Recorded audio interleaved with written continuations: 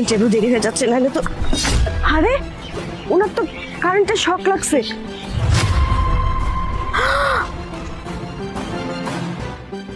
ও মাই god, 2 bundle টাকা আবার স্বর্ণের চেন। এমনি বাঁচলেই আমার কি আর মরলেই আমার কি, নিজে বাঁচলে বাপের নাম। আর আজকে যদি আমার জবটাও হয়ে যায় তাহলে তো লটারি লেগে যাবে। এইসব ফালতু লোক দিয়ে আমি কি করবো? ধ্যাৎ, যত সব।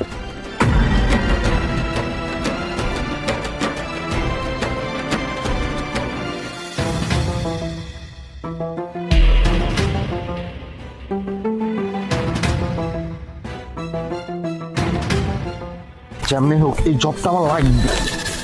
কি ব্যাপার, ভাইটা আবার কি হয়েছে? মনে তো হয় কারেন্ট শক খাইছে, কি করি? কি ব্যাপার, এতগুলো টাকা এই জায়গায় কই থেকে আসলো? আচ্ছা, বুঝতে পারছি, মানে এই টাকা স্বর্ণের চেনে ভাইয়াটার হাতে ছিল, কারেন্ট শক খাওয়ার পরে হাত থেকে পড়ে গেছে। আশেপাশে তো কেউ নেই, এখন যদি এই ভাইয়াটারে আমি ছাড়াইতে যাই তাহলে আমার টাকা স্বর্ণের চেন সবগুলো মিট যাবে। দরকার নেই, পরেরটা পরে দেখা যাবে। জবটা আমার খুব ইম্পর্টেন্ট।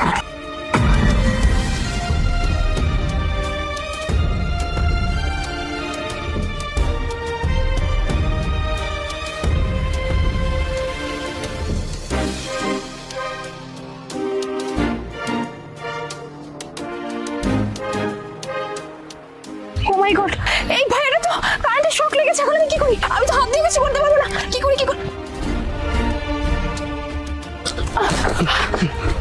ভাই আপনি ঠিক আছেন তো?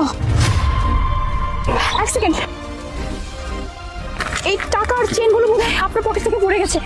থ্যাংক গড যে আপনি এখন ঠিকঠাক আছেন, আপনার কোনো কিছু হয়নি। আপনাকে যে কি বলে ধন্যবাদ দিব আমি না আসলে বুঝতে পারি নাই।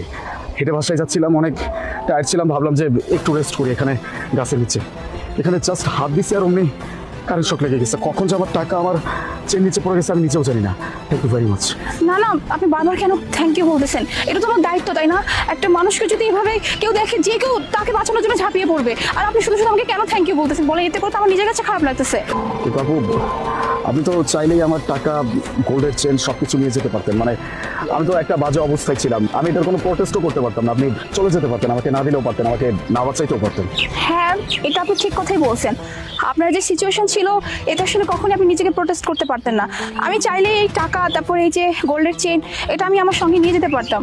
কিন্তু আমি আপনাকে ঠকালে তো আমি নিজে ঠকে যাবো, তাই না? হয়তো আপনি কোনো প্রতিবাদ করতে পারতেন না, কিন্তু উপরে তো একজন আছেন, উনি তো সবকিছু দেখতেছেন। আমি যদি আজকে আপনার সাথে খারাপ করি বা অন্যায় কিছু করি, দেখা যাবে কাল বা পরশু আমার সাথে সেম জিনিসটাই রিটার্ন হবে। তাই কখনোই